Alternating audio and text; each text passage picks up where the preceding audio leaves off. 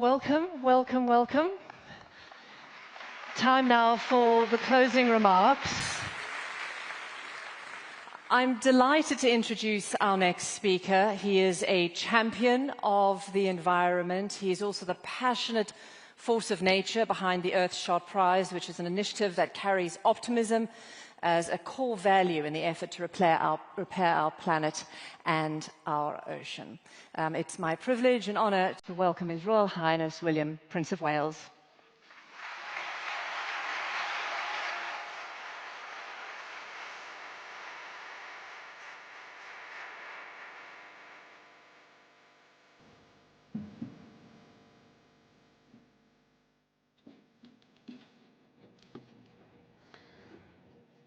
Bonjour, c'est un plaisir d'être avec vous aujourd'hui pour aborder un sujet important qui me tient à cœur. We come together today, united by our deep connection to the ocean and our concern for its safety. For many of us, it is a place where some of our happiest memories are made, where we've explored the wonders of the natural world, and we have all relied on its great abundance for our food and livelihoods. And yet, all too often, it can feel distant and disconnected from our everyday lives, allowing us to forget just how vital it really is. The truth is that healthy oceans are essential to all life on Earth. They generate half of the world's oxygen, regulate our climate, and provide food for more than 3 billion people. And today, they need our help. Rising sea temperatures, plastic pollution, and overfishing are putting pressure on these fragile ecosystems and on the people and communities who depend most upon them. What once seemed an abundant resource is diminishing before our eyes. We all stand to be impacted, and we are all responsible for change, both negative and positive. But there remains time to turn this tide.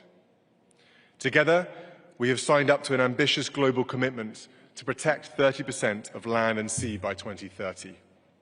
It is our best chance of reversing the damage done to our planet and restoring its well-being. But the clock is ticking. 2030 is fast approaching, and only 17% of land and just 3% of the ocean has been fully protected. If we are to reach our goal, we urgently need to take bold action to protect and restore our planet. We must realize the potential of the blue economy for our ecosystems, our economies, and our communities. With creativity, ingenuity, investment, and support, we can unlock exciting innovations and solutions that protect our planet, create jobs, sustain livelihoods, and encourage prosperity. This challenge is like none that we have faced before. But I remain an optimist. I believe that urgency and optimism have the power to bring about the action needed to change the course of history. I'm an optimist because, as the founder of the Earthshot Prize, I see the incredible examples of the ideas, innovations, and technologies that are harnessing the power of the ocean whilst protecting its vitality. Individuals, organizations, and businesses from every corner of the world are stepping up to play their part. And I'm delighted that 3 of them are here with us today. Take Sam and Gator, the founders of Coral Vita and 2021 winners of the Earthshot Prize. Their team are pioneering high-tech methods to grow coral up to 50 times faster than in nature and improve their resilience to the impact of climate change. After winning the Earthshot Prize, they have financed a major restoration project off the coast of Grand Bahama, working with local community experts to grow more than 20,000 corals. They are now focusing on expanding their fast-growing corals across new geographies, driving tourism to areas with fresh coral reef. Or Douglas, the founder of MyAlgae and an Earthshot Prize finalist last year. His work in the last 6 months to end reliance on wild-caught fish as a primary source of omega-3 has saved 2.4 million wild fish, recycled enough wastewater to fill 300 Olympic swimming pools, and prevented vast amounts of CO2 emissions. Just 1 ton of their algae produces as much omega-3 as 620,000 fish. Algae isn't just alternative nutrition. It's climate technology, it's ocean conservation, and it's sustainable food systems at scale. And Enrique of Pristine Seas, a 2021 Earthshot Prize finalist and pioneer in marine protected areas. He is a powerful advocate for the clear scientific benefits of MPAs. When communities protect marine areas, fish stocks recover, ocean health improves, and there is an increase in profits for the neighbouring communities. Pristine Seas has already helped establish 29 of the largest MPAs in the world that cover an area over twice the size of India. Enrique is also part of the team behind Sir David Attenborough's incredible new film. It makes the most compelling argument for immediate action that I have ever seen. Watching human activity reduce beautiful sea forests to barren deserts at the base of our oceans is simply heartbreaking. For many, it is an urgent wake-up call to just what is going on in our oceans. But it can no longer be a matter of out of sight, out of mind. The need to act to protect our ocean is now in full view. As ever, Sir David leaves us with a sense of optimism that all is not lost. He believes change is possible. Put simply, the ocean is under enormous threat, but it can revive itself. But only if together we act now. The actions of Earthshot Prize finalists like Enrique, Douglas, Sam and Gator are proof that we can collectively rise to the global challenge of reviving our oceans.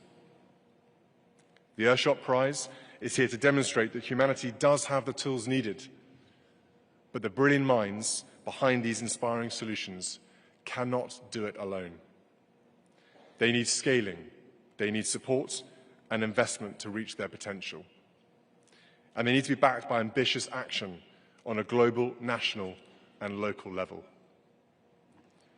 Halfway through this decisive decade, I call on all of you to think big in your actions. Let us act together with urgency and optimism while we still have the chance.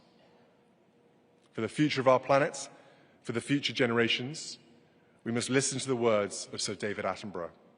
If we save the sea, we save our world. Merci encore de me recevoir ici aujourd'hui.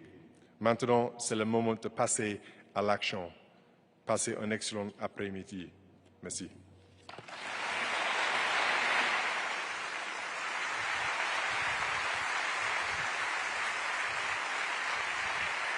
Thank you so much, Your Royal Highness. I know that many people I've spoken to in Cape Town are still buzzing from the Earthshot Prize that took place there just a few months ago. So to move on, we all know that COP30 is going to be taking place in Belém in Brazil in November to follow on the great work of Paris. And in Brazil, the climate transition is also focused on a social transition. It must go hand in hand, says our next guest. So I'm very pleased to welcome His Excellency, the President of the Republic of Brazil, Luiz Lula da Silva. Sir.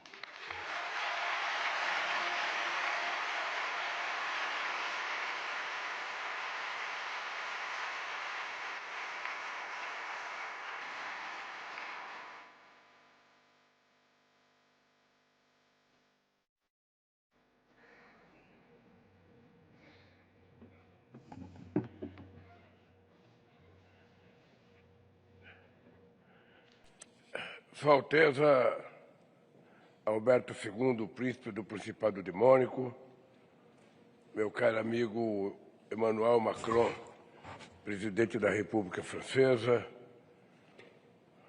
Sua Excelência, o Presidente Rodrigo Chaves, Presidente da República da Costa Rica, William, Sua Alteza Príncipe de Gales, meus amigos e minhas amigas, convidados e convidadas.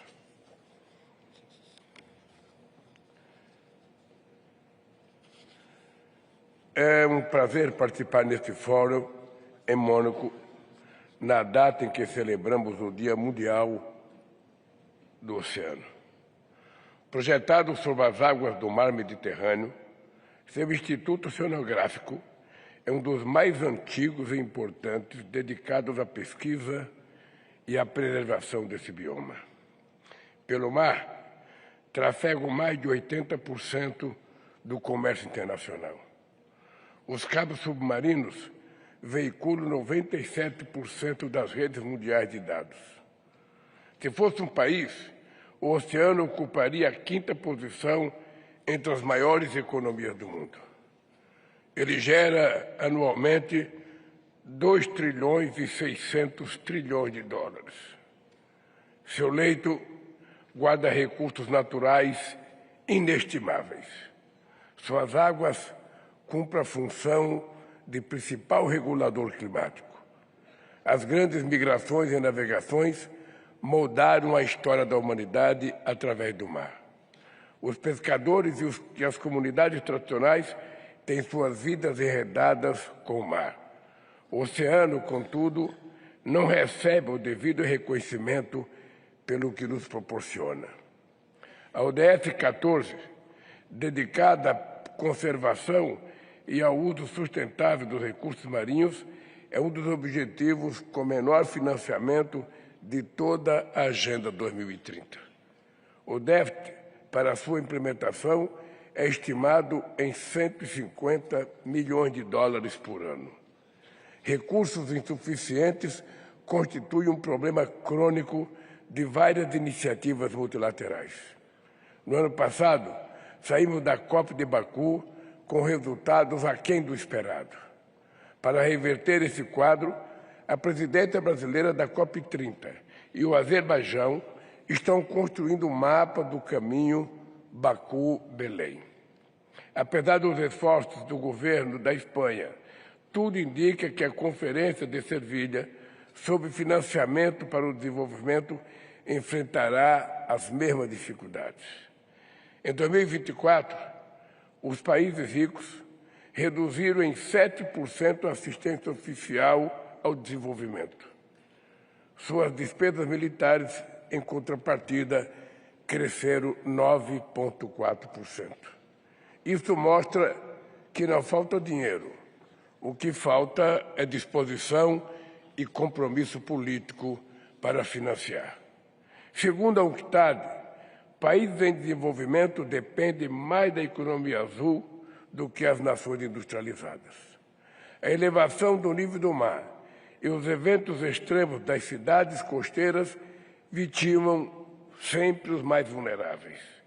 Entre os 33 países da América Latina e Caribe, 23 possuem mais território marítimo do que terrestre. A África detém 13 milhões de quilômetros quadrados de território marítimo. Isso equivale à soma do território continental da União Europeia e dos Estados Unidos. Tornar a economia azul mais forte, diversa e sustentável contribui para a prosperidade do mundo em desenvolvimento.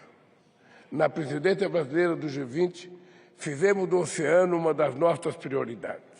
As instituições financeiras internacionais têm um papel central a cumprir. Insistimos na necessidade de contar com bancos multilaterais melhores, maiores e mais eficazes. Instrumentos como a troca de dívida por desenvolvimento e a emissão de direitos especiais de saque podem mobilizar recursos muito valiosos. É urgente desburocratizar o acesso a fundos climáticos. Os esforços multilaterais, como a 3ª Conferência sobre Oceanos, que tem início amanhã, são muito importantes. A adoção pela Organização Marítima Internacional de metas vinculantes para zerar as emissões de carbono na navegação até 2050 promete multiplicar a demanda por energias renováveis. Essa decisão histórica reduziria a dependência global de combustíveis fósseis, acelerando a transição justa. Falta-nos concluir instrumentos vinculantes para acabar com a poluição por plástico nos oceanos e avançar na ratificação do novo Tratado para a Biodiversidade nas águas internacionais. A cúpula dos BRICS, no Rio de Janeiro, no próximo mês, será o marco na defesa do desenvolvimento sustentável. O novo Banco de Desenvolvimento dos BRICS expandiu o foco em financiamento climático.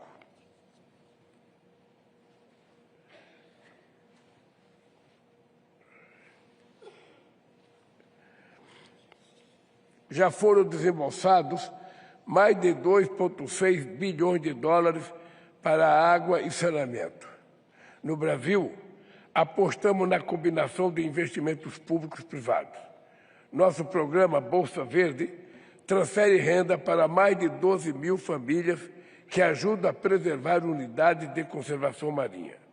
O Banco Nacional de Desenvolvimento Econômico e Social conta com a carteira de mais de 70 milhões de dólares dedicada à economia azul. Financiamos projetos de planejamento espacial marinho, conservação costeira e descarbonização da frota naval e infraestrutura portuária. Estamos recuperando manguezais e recifes de coral, investindo na pesca sustentável e na gestão dos recursos hídricos. A taxonomia de finanças sustentáveis brasileiras vai orientar investimentos privados em atividades que contribuam para objetivos socioambientais, incluindo o uso sustentável de recursos marinhos. No Brasil, quando queremos mobilizar esforços em torno de um objetivo comum, utilizamos uma palavra de origem indígena chamada mutirão. Esse fórum renova a convocatória para o aumento dos compromissos financeiros com o oceano. O planeta não aguenta mais promessas não cumpridas. Não há saída isolada para os desafios que requerem ação coletiva. Ou nós agimos, ou o planeta corre risco. Muito obrigado.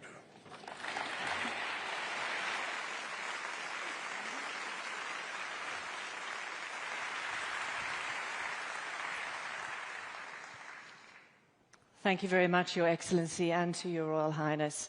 I mentioned it when we opened the proceedings yesterday that we're actually below sea level here. I don't know if our guests here know that, but if you're feeling, and I think many of our attendees have felt the weight, as I said yesterday, of Poseidon's expectations, then it probably is because we are 20, 30 meters underneath the Mediterranean here. So as we move on and go to our closing remarks, I'd like to point out, give our thanks, pay our respects to the three main organizers of what is coming next, the United Nations Ocean Conference. So with no further ado, I would like to introduce the President of the Republic of Costa Rica. Costa Rica, as we know, is a co-host of UNOC and is a pioneer in preserving their beautiful and mega diverse country. Welcome, sir.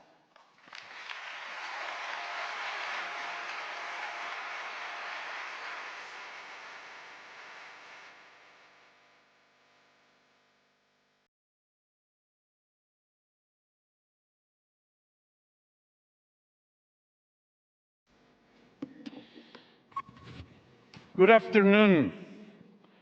I would like to salute His Serene Highness Prince Albert II of Monaco, His Royal Highness Prince William, my friend, if I may take that liberty, Your Excellency Monsieur Emmanuel Macron, President of the French Republic, Your Excellency, Luis Ignacio Lula da Silva, President of Brazil, Your Excellencies, heads of state and governments accompanying us today. I would also like to welcome members of the civil society, but especially the coastal people, the people who make their living out of the oceans. You are a very important part of this equation. Ladies and gentlemen, it is with deep hope and a strong commitment that I stand before you to close this forum today. This is a call to the world to act boldly and to protect the most vast and vital resource we share in this human sphere, the world. The ocean that unites us, feeds us, and regulates the planet's climate. We have listened today, we have learned, we have shared. I don't need to tell you once again why this got to be done. We need to leave this gathering with the conviction that the blue economy is not just a theoretical concept, a vision, or a simple dream for the future. It is a present reality, an immediate necessity, and frankly, a non-negotiable obligation for humanity. Let me speak very plainly. Without the ocean, there is no economy of any type. Without the ocean, there is not going to be a stable climate. Without a healthy ocean, there will be no food security, no tourism, no biodiversity, and frankly, no future for our species in the world. No life on Earth. I'm not being dramatic. It's in plain view. This is why Costa Rica, a tiny country in the heart of the Americas, only 0.03% of the world's land area, but which holds nearly 6% of all biodiversity in this world. This is why we have chosen to lead by example with actions, with structures, with management, and with resources. We are not saying it could be done. We are not saying it should be done. Costa Rica is doing it, putting our actions where. Thank you.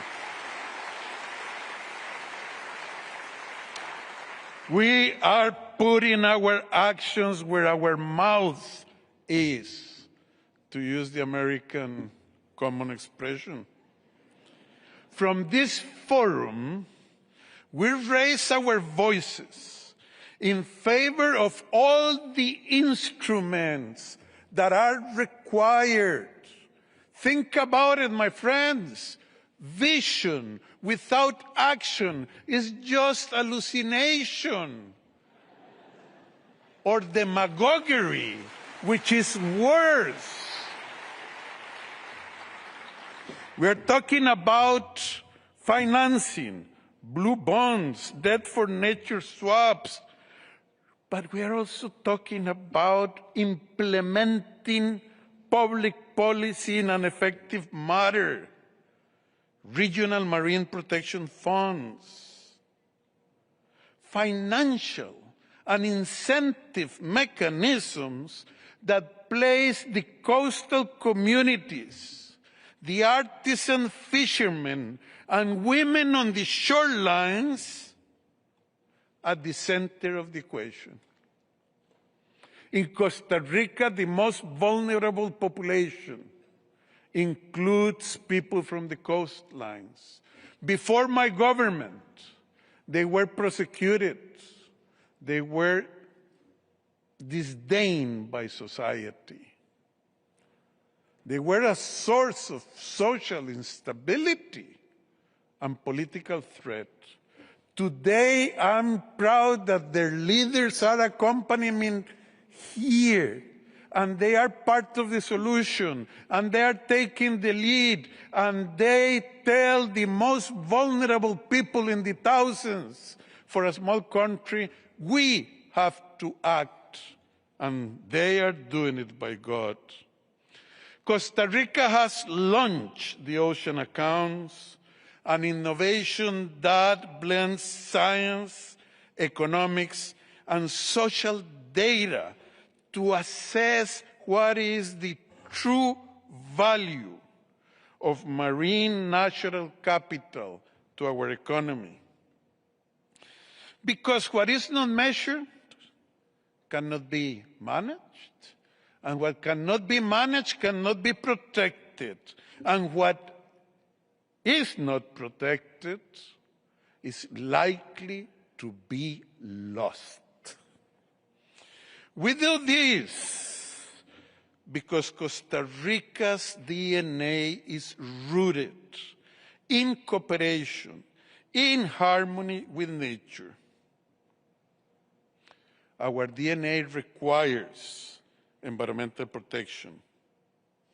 And that's part of our essence, of our globally known pura vida lifestyle.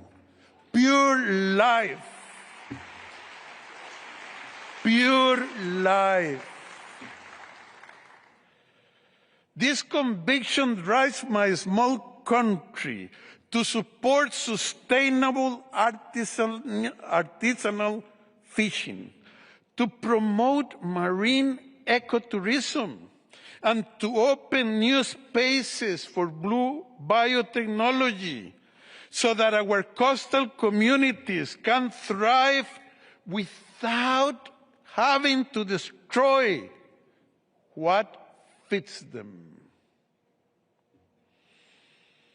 As a reflection of this commitment, I can proudly say that Costa Rica is, at this moment in history, in this very same day, Costa Rica is protecting 30% of its marine territory, reaching the global target for 2030, well in advance.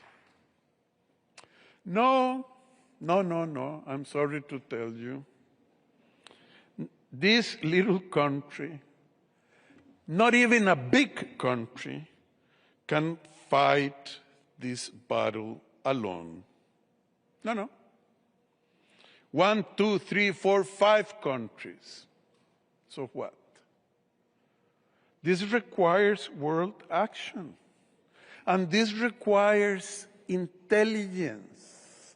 This requires understanding that countries that conserve more than they pollute, and that countries that have, because of its own good work, reached middle-income status, like Costa Rica, must not be excluded from financing. No, we are not rich enough. Neither are we poor enough. Thank God for the last part. But we need to continue making investments.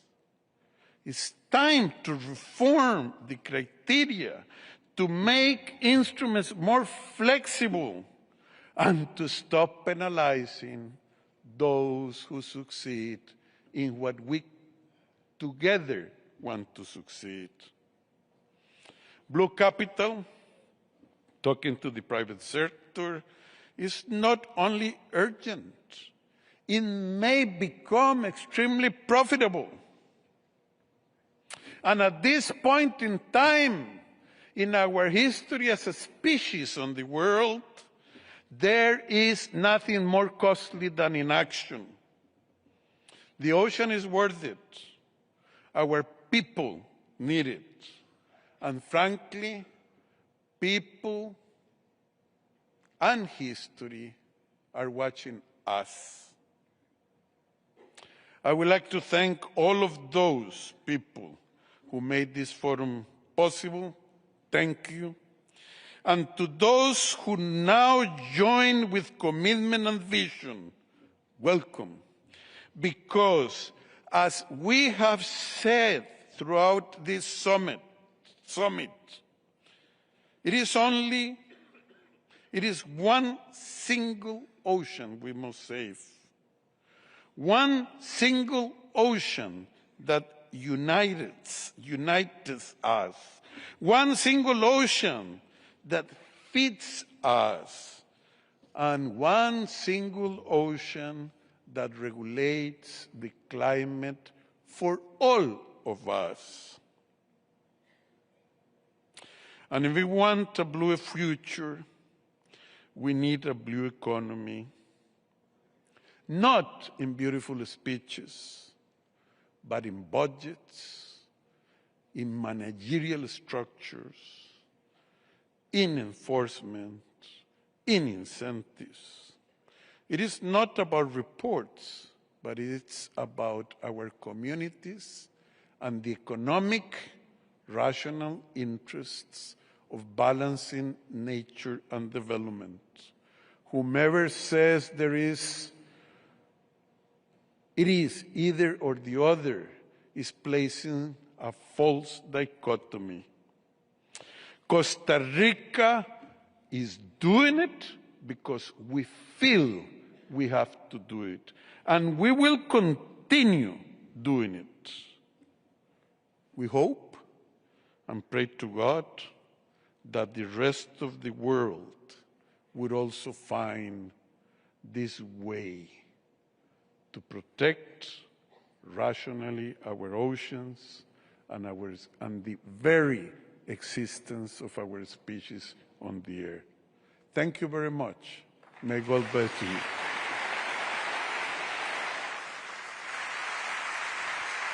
That was fantastic. Well done.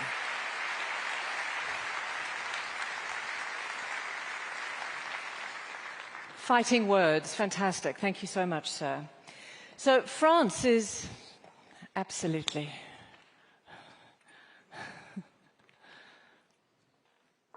France is also one of the co-hosts of UNOC, and as we know, France has been a leader on climate commitments since Paris and beyond, and continues, of course, to be a global advocate for the ocean. So it is my great honor to welcome His Excellency Emmanuel Macron, the President of the Republic of France. Sir.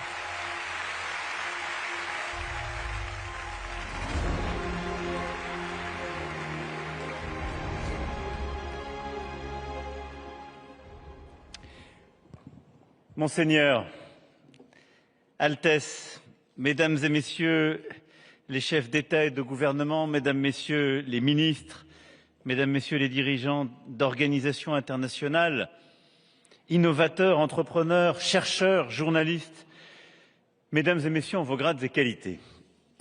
Monseigneur, merci de nous permettre de conclure ce forum qui se tient depuis plusieurs jours, ici même, avant que nous n'entrions dans la conférence des Nations Unies pour les océans qui va nous réunir pour la 3e fois, après Lisbonne et New York, et qui va permettre en effet de mobiliser la planète sur ces sujets. Je suis très fier, avec mon ami le président de la République du Costa Rica, que nous venons d'entendre, d'avoir la co-responsabilité qui a été confiée par le secrétaire général des Nations Unies d'organiser cette suite. Au fond, nous nous retrouvons aujourd'hui dans un moment extrêmement important, et vos travaux ont montré la mobilisation, en effet, de la communauté internationale scientifique, économique, financière autour de ces sujets. Alors, je ne vais pas ici déflorer ce que nous dirons à Nice, y entrer en trop de détails ou me répéter sur ce que j'aurai à dire demain ou après-demain. Mais je voudrais, en droite ligne avec ce qui vient d'être dit, revenir sur quelques enjeux. D'abord, soyons clairs, ceci n'est pas une opinion et nous n'avons pas le choix. Je m'explique. Ça fait quelques mois, de manière plus prégnante, mais ça fait quelques années qu'on entend dire qu'au fond, le changement climatique, la menace sur la biodiversité, la question des océans, tout ça, ce serait une affaire d'opinion. En fait, on pourrait s'en passer. D'ailleurs, on n'en est pas tout à fait sûr. Et d'ailleurs, je constate même que certains coupent les financements pour poursuivre la recherche en la matière. Je vais vous dire non, on n'a pas le droit de faire ça. Parce que ça n'est pas une opinion, mais c'est scientifiquement établi. Parce que nous avons tous besoin de connaître et de comprendre le monde, l'univers dans lequel nous vivons, et on a besoin de comprendre comment évolue notre planète, notre climat, nos océans, nos forêts, notre température, notre biodiversité. Et donc, c'est un devoir politique, éthique, scientifique de continuer à financer une science libre et ouverte et qui coopère, de continuer à comprendre, à chercher et à baser nos décisions sur cette science libre.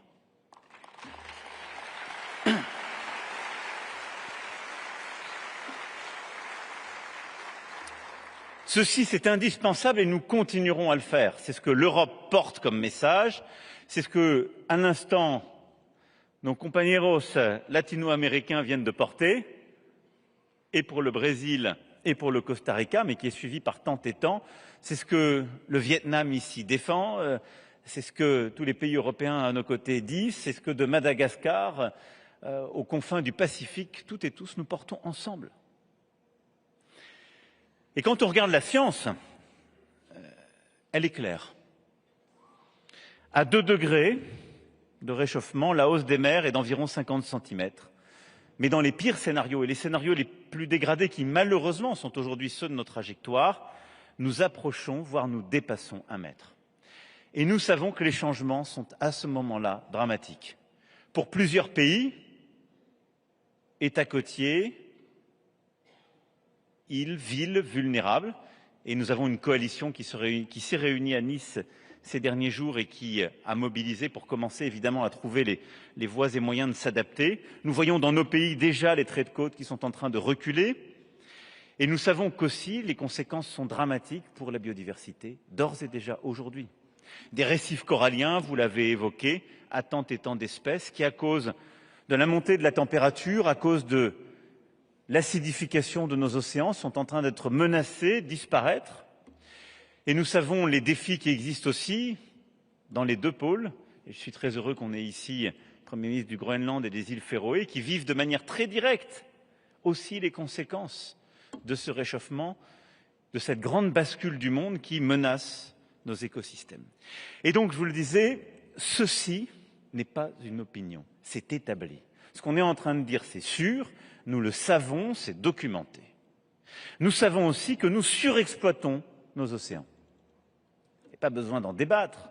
Ça a été encore montré par des travaux cinématographiques ou scientifiques remarquables. Nous les surexploitons. Pourquoi? Parce qu'il y a encore des comportements de pêche surintensive qui sont là, mais surtout il y a une pêche illégale, non réglementée, non documentée. Et on estime qu'un poisson sur 5 qui est pêché dans notre planète, c'est cette pêche-là. Et donc, au fond, on a besoin maintenant d'agir parce que nous en dépendons.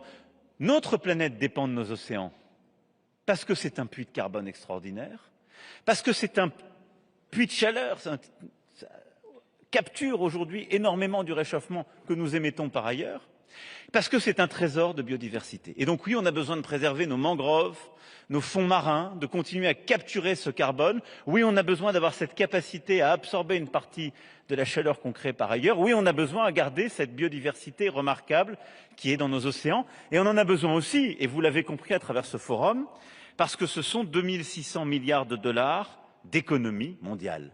Parce que ce sont des milliards d'habitants de la planète qui vivent par nos océans et des produits de nos océans. Et à cet égard, Plus de 50 entreprises ont signé un appel à l'action qui les engage avec des politiques ambitieuses. Je les en félicite lors de ce forum. Mais au fond, nous avons tout pour agir.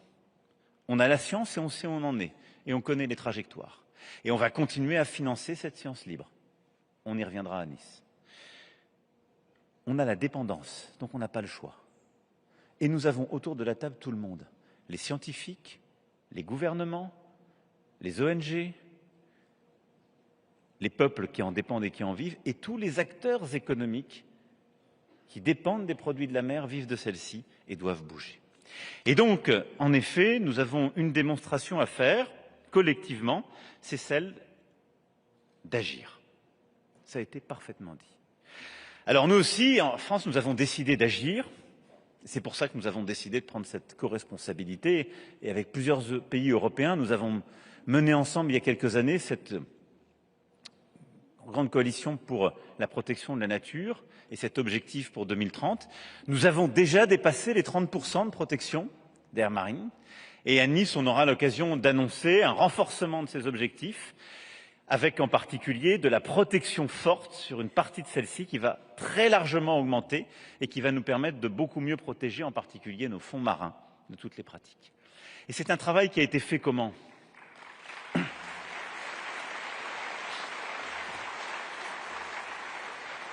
Mais c'est un travail qui a été fait par nos scientifiques, nos ministres et nos élus, nos pêcheurs et tous les acteurs mis autour de la table qui décident d'aller ensemble et d'avancer. Et rien n'est simple. Mais je le dis très clairement, on n'arrivera pas à leur demander ces efforts collectivement si quand on se retourne à côté, on a les copains qui ne font rien. Et c'est pour ça qu'il a totalement raison. Parce qu'on ne peut pas à quelques-uns sauver la planète. Et la France, pourtant, a la deuxième zone exclusive économique. Ce qui fait de nous la deuxième puissance maritime du monde grâce à nos territoires ultramarins. Mais si on n'a pas les autres qui bougent, si on continue à laisser la pêche illégale se faire juste à côté, si on continue d'avoir des comportements complètement non coopératifs, on n'y arrivera pas, d'où l'importance de ces coalitions d'acteurs et d'avancer. Et donc oui, on fera des annonces très fortes en la matière, et je veux remercier en particulier nos amis de Polynésie française qui ont pris, ils les ont officialisés il n'y a même pas 2 jours, des décisions historiques de protection, et parce qu'il faut avoir aussi l'humilité de se dire que tout ce qu'on est en train de dire, nos pêcheurs, nos peuples autochtones l'avaient compris bien avant nous. Et tout ce qu'on est en train de faire, eh bien, si je prends la Polynésie française, ils l'avaient fait bien avant nous, en décidant des aires éducatives protégées. Nos pêcheurs avaient commencé à repérer que l'océan se régénère très vite quand on le protège. Simplement, on améliore avec ce que l'IUCN, ce que les chercheurs du monde entier nous ont permis de dire, et on renforce ces protections. Mais on doit beaucoup aussi à nos peuples autochtones, nos peuples indigènes qui nous ont beaucoup appris et qui sont des acteurs essentiels de ces transitions. Maintenant, ce qu'on va continuer de faire et ce sur quoi on va se mobiliser, pour terminer mon propos sur 2 axes, c'est les grands secteurs économiques et la finance. Les grands secteurs économiques, c'est rentable, il y a un modèle économique et il faut donc, si vous me permettez de le dire, foncer. D'abord sur la décarbonation du secteur maritime. Ces derniers mois, on a eu des avancées majeures à l'Organisation maritime internationale, c'était en avril dernier, avec un accord pour définir un chemin de réduction des émissions de gaz à effet de serre du secteur maritime. C'est historique, on l'attendait depuis longtemps. Au minimum 20% de réduction des émissions de gaz à effet de serre d'ici 2030 et neutralité en 2050, avec un mécanisme simple permettant de récompenser ceux qui agissent et investissent dans les voiles, les carburants durables, avec une forme de bonus, et un malus pour ceux qui traînent dans la transition. Et c'est exactement ce qu'on est en train de faire collectivement, et ça marche. Je donne un exemple très concret. Pour produire nos fusées, y compris lancer des satellites qui nous permettent l'observation de la Terre, du climat, de nos océans. Jusqu'alors, on le faisait avec d'immenses bateaux qui étaient assez polluants. Maintenant, avec des navires comme le Canopé, qui transporte donc la fusée Ariane, eh bien, la Canopé utilise l'énergie du vent et 30% de CO2 en moins. Eh bien, un tel bateau, maintenant, est récompensé, et c'est tout l'écosystème qui va être encouragé dans ce sens.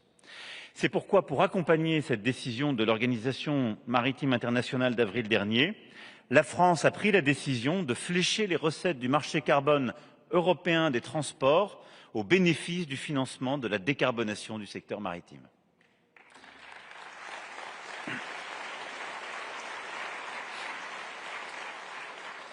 À côté de ça, nous avons mis en place un fonds de décarbonation de notre flotte, qui a été initié et poussé grâce à l'investissement de CMA-CGM et qui permet d'accompagner pour nos pêcheurs la décarbonation de leur flotte et leur transformation.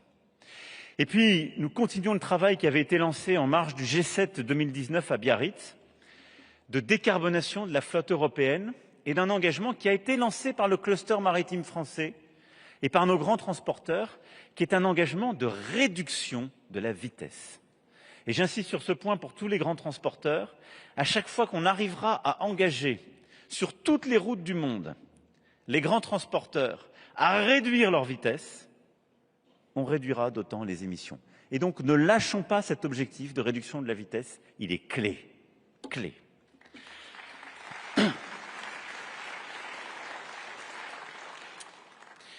Et puis au-delà de ça, de tout ce qui est fait en mer, il y a évidemment ce qui est fait lors des escales. Je veux rappeler un chiffre. Les émissions à quai représentent plus de 20% des émissions totales. Et donc nous pouvons les éliminer très simplement, Monaco est exemplaire à ce titre, par de l'énergie bas carbone sur les quais, à base de nucléaire, d'énergie renouvelable, d'innovation, comme on l'a vu ce matin avec la thalassothermie. C'est ce que nous faisons dans nos ports, à Marseille, au Havre, à Dunkerque, à Bordeaux. Ça fonctionne. Et donc la décarbonation de nos ports, leur électrification avec un mix électrique décarboné, c'est essentiel pour réduire les émissions et décarboner le transport maritime également. Et donc je veux ici saluer la très forte mobilisation des plus grands ports, des armateurs mondiaux, des efforts cruciaux, mais allons-y et mettons en place partout ce système de bonus-malus pour poursuivre cet effort. Au-delà du transport mondial, il y a bien entendu le tourisme, avec les pollutions qui accompagnent cette activité.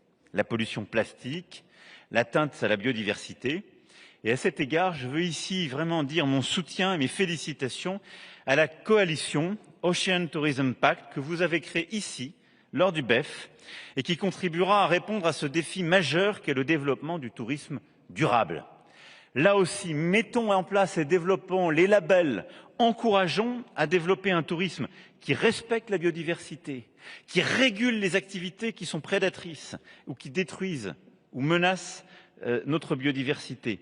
Et accompagnons nos territoires insulaires, ultramarins les plus vulnérables sur ce chemin. La France, qui est la première destination touristique mondiale, a aussi cette volonté d'aller vers un tourisme durable et également nous favorisons les bons comportements. MSC Croisières a annoncé à Choose France il y a quelques semaines la commande de 2 nouveaux navires qui seront construits sur les chantiers de l'Atlantique à Saint-Nazaire. Eh bien, ces bateaux de croisière sont l'illustration d'un tourisme durable. En effet, parce qu'ils seront les plus économes en énergie au monde, avec des carburants innovants, mais aussi des technologies environnementales de pointe pour limiter l'impact, tant pendant les escales que pour éviter, par exemple, on l'a encore vu ce matin au musée océanographique, les collisions avec les grands cétacés. Ce qui est, on le sait, un défi fondamental. Et donc oui, il y a un chemin possible, mais dans tous ces secteurs, changeons les comportements, mettons en place les bonnes incitations, transformons du transport au tourisme les comportements. Et puis, et je conclurai là-dessus, pour accompagner ce mouvement, il nous faut inventer de nouveaux modes de financement pour protéger nos écosystèmes. Et je veux ici féliciter le Blue Economy and Finance Forum d'avoir repositionné l'océan comme espace d'opportunités économiques. À ce titre, c'est ce que nous sommes en train de faire avec l'Agence française de développement qui a mis près d'1 milliard d'euros en 2024 au bénéfice des peuples et de la planète sur la question de l'économie bleue durable. Et je me félicite que dans le cadre de l'association des banques de développement du monde entier, Finance in Common, l'AFD, avec ses collègues, ait aussi dès 2023 lancé une grande coalition en faveur de l'économie bleue. Cette coalition a permis l'adoption d'une déclaration ambitieuse au BEF, notamment celui d'engager plus de 5 milliards de dollars par an pour les océans. Cet engagement, c'est un jalon essentiel pour réaliser l'ODD numéro 14 et avoir des résultats concrets là aussi, et donc bravo à vous. On a aussi certains mécanismes qui ont prouvé leur efficacité pour préserver nos écosystèmes, le label bas carbone par exemple. Et je voudrais également insister sur un point quand on parle justement de mode de financement vertueux, c'est ce que nous avons en commun avec le Royaume-Uni, Votre Altesse, lancée, et Sa Majesté le Roi Charles a beaucoup fait en la matière. En 2023, le Royaume-Uni et la France ont lancé un ambitieux travail sur les crédits biodiversité. Et les travaux du panel piloté par Sylvie Goulard et Dame Amélia Fossette ont permis la mise en place d'une méthodologie très importante qui a été présentée l'année dernière et que nous continuons de suivre, mais surtout maintenant, et j'insiste, des projets pilotes qui montrent que cela marche, notamment pour la préservation d'écosystèmes aquatiques, des herbiers sous-marins au Kenya ou en Australie, des coraux aux Philippines ou encore des mangroves aux Émirats arabes unis. Et ces projets, je l'espère, serviront de fondation sur ces questions de financement de projets de restauration et de protection de nos océans, de la nature et de la biodiversité. Au fond, nous avons mis sur la biodiversité une méthode qui est, je crois d'ailleurs encore maintenant, parce que vous avez été toutes deux extrêmement rigoureuses, plus forte, plus rigoureuse, avec une bonne méthode qui est de partir des projets pilotes, pour essayer de reprendre la même approche que nous avions eue sur les crédits carbone, mais qui, il faut bien le dire, a parfois été un peu divertie de ses ambitions premières. Parce qu'on s'en est parfois joué, parce qu'on en a mis à toutes les couleurs, et parce qu'on a mis des crédits carbone qui étaient des vrais à côté de crédits carbone qui étaient des faux. Et il faut rester extrêmement rigoureux dans la méthode pour ne pas perdre la confiance des opérateurs. Eh bien, en matière de biodiversité, c'est ce que nous sommes en train de récupérer aussi en matière de carbone. Cette méthodologie, c'est celle qui va permettre de donner des vraies incitations de marché à des projets qui sont essentiels pour la préservation de notre biodiversité et de nos climats. Et je suis très heureux aujourd'hui que ces travaux se poursuivent, se pérennisent, pour pouvoir continuer d'accompagner le développement de ces instruments et attirer le secteur économique vers ces objectifs. Et je n'oublie pas à cet égard les grands philanthropes qui s'engagent. 10 milliards de dollars sont déjà sur la table d'ici 2030 grâce au BEF. Cette première mobilisation est déjà une bonne nouvelle, mais nous devons aller plus loin. Et je veux remercier ici les financeurs, les philanthropes, les grandes fondations présentes qui sont déjà dans cette initiative. Et je les invite à rejoindre cette initiative que nous avons portée également. Et nous mobiliserons en octobre prochain à nouveau les grands fonds souverains, les asset managers, mais aussi les fondations et les philanthropes dans cette même direction. Voilà, mesdames et messieurs, les quelques convictions que je voulais porter. Nous avons le devoir de nous mobiliser parce que la science est claire et que les faits sont là. Il n'y a aucune fatalité. Et donc, à quelques gouvernements, nous allons, dans les prochains jours, porter des décisions déjà fortes, mobiliser la communauté internationale, mais il est essentiel de mobiliser les secteurs financiers et économiques du monde entier.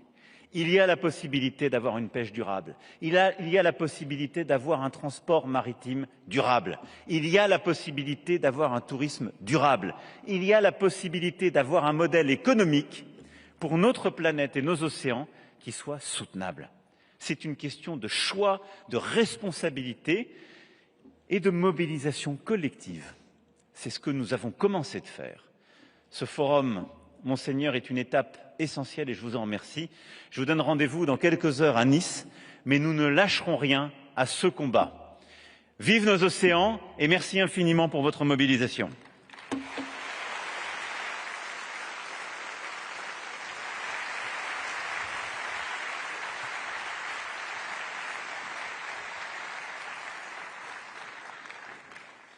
Merci beaucoup.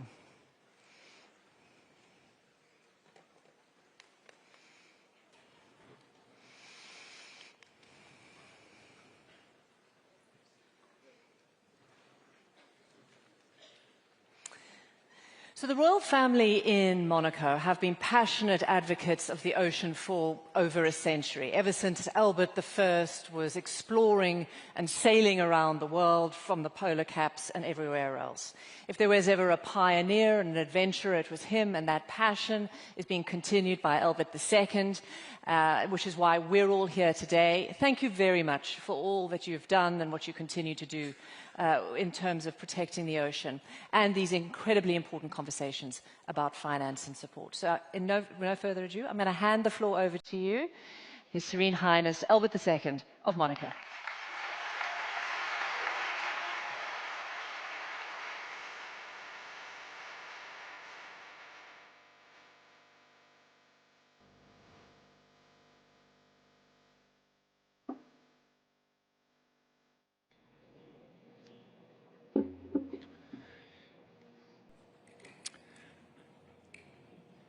Son Excellence, Monsieur le Président de la République française, cher Emmanuel Macron, Monsieur le Président du Costa Rica, cher Rodrigo Chaves, Monsieur le Président de la République fédérative du Brésil, cher Ignacio Lula da Silva, Mesdames et Messieurs les Présidents et chefs de gouvernement, Altesse royale, Excellences, Mesdames et Messieurs, en vos titres et qualités, chers amis de l'océan, je vous remercie pour la qualité de ces échanges porteurs d'espoir et de perspectives concrètes. Je salue votre engagement en faveur des océans et pour le développement d'une économie bleue, enfin à la hauteur des enjeux de leur protection et de leur préservation. Je remercie bien sûr toutes celles et ceux en France, de France et du Costa Rica et de Monaco qui ont participé à cet événement, mais bien sûr en particulier les deux coprésidents du Blue Economy and Finance Forum, M. Pascal Lamy et son Excellence Mme Ilana Reid de Palau. Des organisations internationales impliquées, des entreprises mobilisées et des ONG présentes qui ont œuvré pour faire de ces deux journées un succès. This success is first and foremost due to the caliber of the participants and the relevance of the dialogue that they helped generate. I'd like to extend a special thanks to the heads of state and government who joined us here, and I'm delighted to see the diversity of countries and continents taking part in these valuable discussions. I see it as a sign of successful and constructive cooperation. The richness of our discussions is also thanks to the presence of numerous representatives of the businesses and finance sectors, some of whom are not regular participants in this time of international fora. Their contribution has been, I think, decisive, enabling us to move forward with much-needed focus on effectiveness, so I'd like to thank them for their presence and their input, and to commend them for their sense of responsibility that they demonstrated. Finally, the quality of these 2 days is also reflected in the opportunities brought to the fore and the concrete commitments that were made. In just 2 days, I think something has shifted. You'll understand that, as His Royal Highness Prince William, I'm a little optimistic, but it happens sometimes even to those of us committed to defending the environment. Because occasionally, albeit too rarely, positive momentum does occur, and what we have witnessed here in Monaco is precisely that.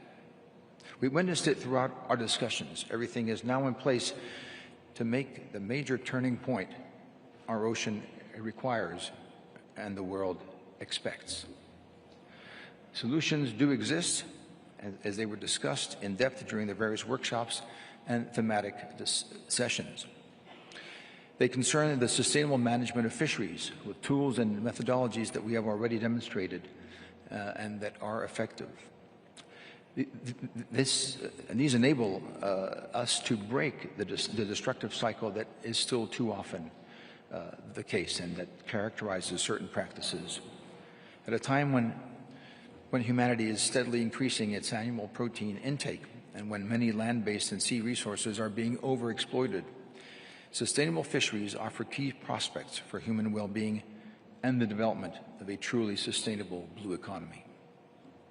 Likewise, we saw through concrete examples how aquaculture, too, can operate in ways that respect ecosystems, in contrast to what was long considered the norm and perceived as inevitable. Another area that can help us reconcile enhanced living conditions for people today is the creation of a new maritime economic model, is biotechnology. We are aware of its potential, whether in terms of developing new molecules or creating value. We have seen that it is fast becoming a reality. Marine renewable energy was also a point of discussion, and the huge progress it offers was highlighted. Here in Monaco, we have already seen the benefits of seawater exchange, a solution that is economically viable, respectful of the marine environment, and more importantly, perfectly aligned with our goals to combat climate change. Other solutions exist and are already being deployed.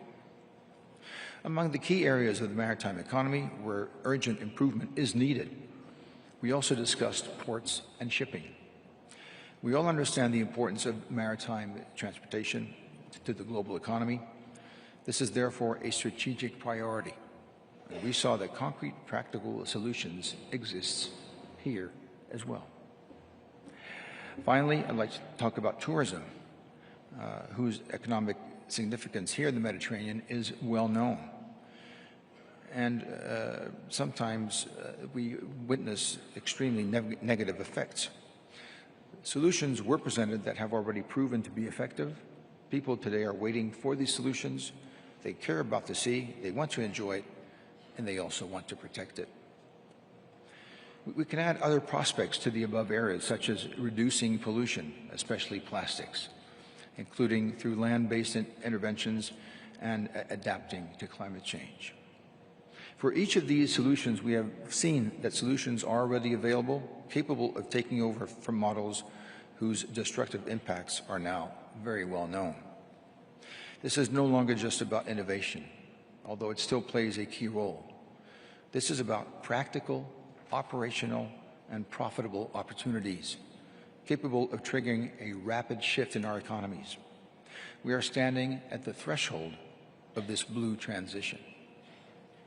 We've also seen how innovative financing mechanisms can be mobilized effectively. But we have also been reminded repeatedly over the last 2 days, these opportunities face challenges that cannot be ignored.